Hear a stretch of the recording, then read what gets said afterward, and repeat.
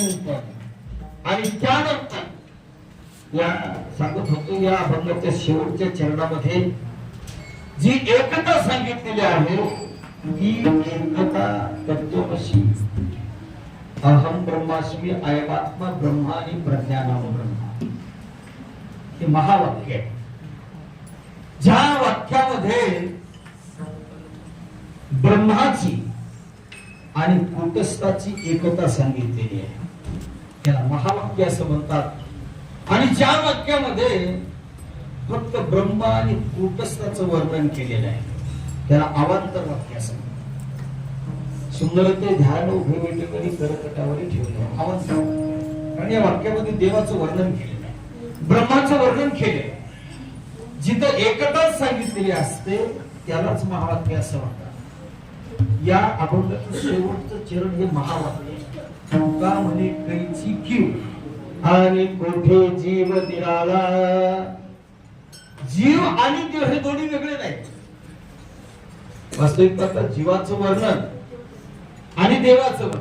देवाचं जर वर्णन पाहिलं आपण अनोरणीयान महत्वमहीयान आत्मास्य जंतोर निहतो गुहायान तमक्रतो पश्यति वीतशोको धातो प्रसादान महिमानमात्मन.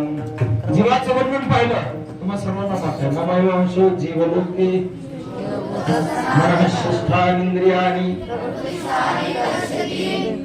दोन्हीच्या वर्णनामध्ये आपल्याला असा तफावत मिळेल. एक आहे अविद्या अस्मिता रागद्वेष अभिनिवेशनी. एक आहे अल्पपरिमाण देश परिच्छिन्नता काल परिच्छिन्नता वस्तू परिच्छिन्नता.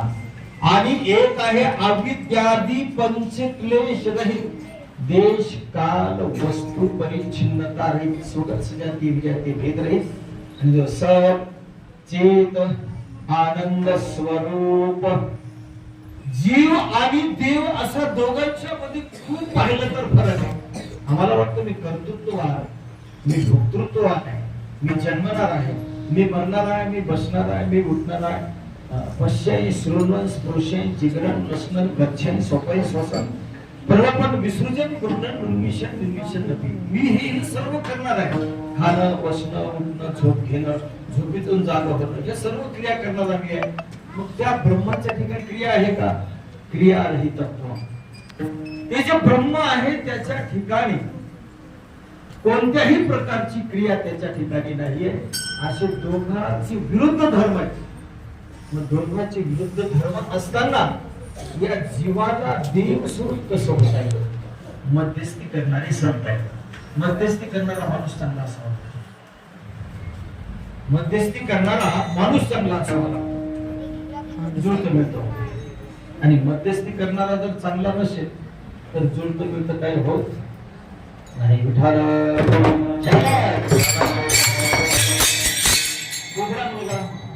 वय वर्ष 25 झालं. आता अशाच बायका मिळाला तसे कशा मिळायचं? बोबड्याला कोण द्यायचं? अशाच मिळाला तर मग बोबड्याला कोण द्यायचं? पण जमवणारे माणसं चांगली पाहिजे. त्यांनी विचार केला अशी बघण्यापेक्षा ही बोबडीच बघायची. अशी बघितली बोबडीच. पण दोघांना सांगितलं आता सर्वजण बसणार आहेत, साखरपुड्याचा कार्यक्रम आहे, तुम्ही काही जास्त बोलायचा प्रयत्न करू नका, दोघांमध्ये हास्यावर. दोघांनी लक्षात ठेवलं. जेव्हा मुलगी चहा हातामध्ये दूध हातामध्ये घेऊन आली नवरदेवाकडे पहिला लांबवल्याच्या नंतर नवरदेवाने घेत होते. थोडं थांबावं फुकावं पण कशाची घाईच? अति घाईच. कशाची घाईच करायची का? चहा सुद्धा फुकून घेऊ नये का? एवढी घाई कशाला? उतावळा नवरा गुडघ्याला पाशिंग बांधायचं का? चहा पिला पण तो पोळला. आता पोळल्याच्या नंतर त्याला काही गपोसा ते होत आल्या आल्या आल्या आले लय गरम लय गरम. तिला वाटलं चहा आपण दिला, नवरा तर म्हणतोय लय गरम आहे. पण तिला वाटलं आता ते बोलले तर आपण तरी कसं गपोसावं. ती म्हणू लागली फुतून फुतून ते फुतून फुतून ते. जमवणारी मंडळी चांगली होती. म्हणजे बोबडेच दोघांचे गमवायचे. समानशीले सुव्यसने सुसख्या अशा मध्ये सख्यत्व जमत. वास्तविक जीवाचे धर्म वेगळे, ब्रह्माचे धर्म वेगळे. जमवणारी संत मंडळी आहे. अमृताचे घर